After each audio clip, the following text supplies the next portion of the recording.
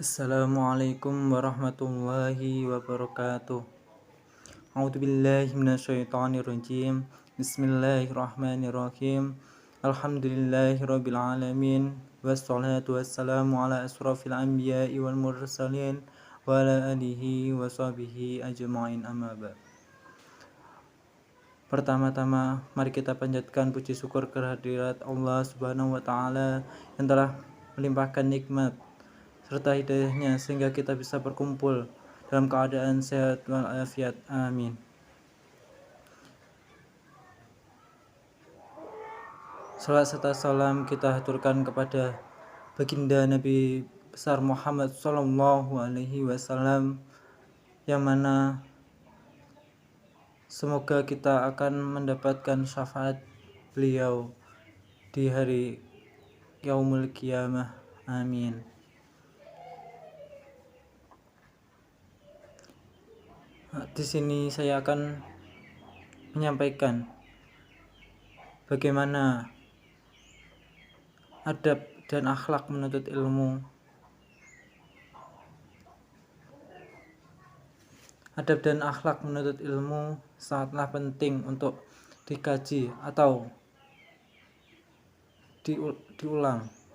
dikaji dan diulang, karena banyak orang yang menuntut ilmu tetapi dia tidak mempunyai adab, sedangkan orang-orang yang terdahulu orang belajar adab terlebih dahulu baru kemudian menuntut ilmu.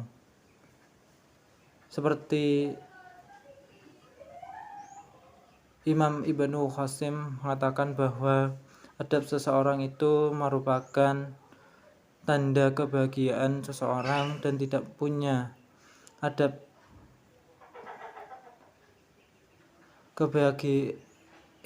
Imam Ibnu Qasim mengatakan bahwa adab seseorang itu merupakan tanda kebahagiaan seseorang, dan tidak punya adabnya seseorang merupakan tanda atau ciri dia celaka dan binasa. Tidaklah diperoleh kebahagiaan dunia dan di akhirat seperti adab. Artinya, apabila seseorang beradab, dia akan memperoleh kebahagiaan di dunia maupun di akhirat. Kemudian, tidaklah seseorang tercegah dari kebaikan dunia dan di akhirat jika seseorang kurang akan adab. Adab dan akhlak merupakan sesuatu yang penting. Adab dan akhlak merupakan sesuatu yang penting. Allah memerintahkan kita untuk beradab dan berakhlak. Dijelaskan oleh Ibnu Qasim bahwa adab itu merupakan kumpulnya suatu perkara-perkara kebaikan bagi seorang hamba. Jadi jika seseorang memiliki adab, maka dia akan menjadi orang yang baik. Adab juga sangat penting untuk dikaji dan diulang, karena timbangan yang paling berat di hari kiamat kelak adalah dari adab yang mulia, atau dari adab kita dalam melakukan sesuatu atau pada dunia masyarakat. Dijelaskan dari hadis riwayat At-Tirmidzi yang berbunyi, ma syai'un asqalu fil mizanil mu'mini yaumal qiyamati min khuliqin hasanin wa inna allaha la yubghidul fakhisal badi'ah. Tidak ada sesuatu apapun yang paling berat di dalam timbangan. Tidak ada sesuatu apapun yang paling berat di dalam timbangan seseorang mukmin pada hari kiamat nanti daripada akhlak yang mulia. Sesungguhnya Allah sungguh membenci orang-orang yang berkata kotor, lagi dan jahat. Hadis riwayat At-Tirmidzi. Imam Abdullah ibnu Mubarak yang wafat tahun 181 Hijriah mengatakan, aku mempelajari adab selama 30 tahun dan aku menuntut ilmu selama 20 tahun.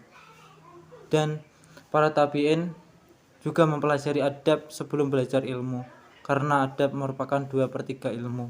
Muhammad bin Sirin juga mengatakan bahwa mereka salafus saleh mempelajari petunjuk Nabi tentang adab sebagaimana mereka belajar ilmu.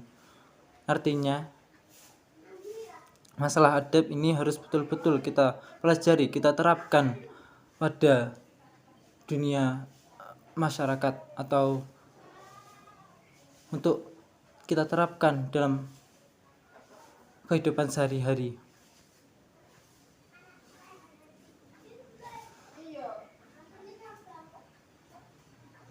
Adab kita kepada Allah Subhanahu wa taala, adab kita kepada Rasulullah Shallallahu alaihi wasallam, adab kita kepada orang tua, adab kita terhadap diri kita sendiri, adab kepada tetangga, adab ketika kita bermasyarakat, dan dimanapun harus ada adab, dimanapun kita harus mempunyai adab. Inilah kesempurnaan Islam, tidak ada yang tertinggal dari agama ini. Adab dalam menuntut ilmu, banyak adab yang harus diperhatikan. Di antaranya tentang bagaimana kita masuk ke dalam masjid dan bagaimana kita duduk, bagaimana kita mendengarkan. Ini semua diajarkan oleh Rasulullah Shallallahu alaihi wasallam. Sedangkan adab yang paling penting pertama kali adalah menuntut ilmu. Kita dalam menuntut ilmu kita harus ikhlas. Tanpa keikhlasan tidak ada manfaatnya atau tidak berguna. Dan maka dari penting bagi kita untuk menjaga keikhlasan Allah Subhanahu wa taala. Allah Subhanahu wa taala berfirman, "Wa ma umiru illa liya'budullaha mukhlishina lahuddin, hunafa wa yuqimunas sholata wa yutuz zakata, wa dzalika dinul qayyimah." Yang artinya, padahal mereka tidak disuruh kecuali supaya menyembah Allah dengan memurnikan ketaatan kepadanya dalam menjalankan agama yang lurus, dan supaya mereka mendirikan sholat dan menunaikan zakat, dan yang demikian itulah agama yang lurus. Quran Surat Al-Bayyinah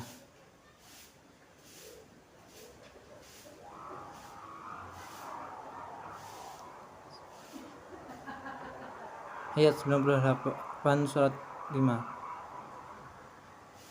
Setelah ikhlas, maka yang perlu diperhatikan selanjutnya adalah mendengarkan dan diam. Hal ini sangatlah penting sebagaimana firman Allah Subhanahu wa taala yang berbunyi, Bismillahirrahmanirrahim. Wa ma umiru illa liya'budullaha mukhlishina lahuddin, hunafa wa yuqimunas sholata wa yu'tuz zakata, wa dzalika dinul qayyimah. Yang artinya, padahal mereka tidak disuruh kecuali supaya menyembah Allah dengan memurnikan ketaatan kepadanya dalam menjalankan agama yang lurus, dan supaya mereka mendirikan sholat dan menunaikan zakat, dan yang demikian itulah agama yang lurus. Quran Surah Al-Bayyinah ayat 5. Setelah ikhlas, maka yang perlu diperhatikan selanjutnya adalah mendengarkan dan diam. Hal ini sangatlah penting sebagaimana firman Allah Subhanahu wa taala yang berbunyi, Bismillahirrahmanirrahim.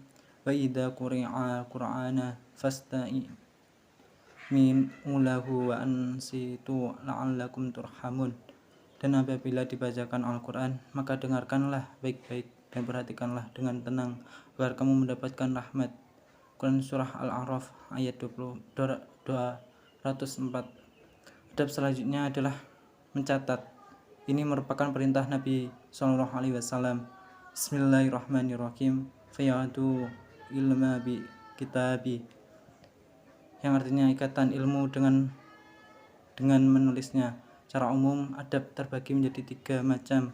Pertama, adab kepada Allah Subhanahu wa taala, yang kedua, adab kepada Rasulullah SAW, ketiga adab kepada sesama makhluk. Sekian, terima kasih yang bisa saya sampaikan. Assalamualaikum warahmatullahi wabarakatuh.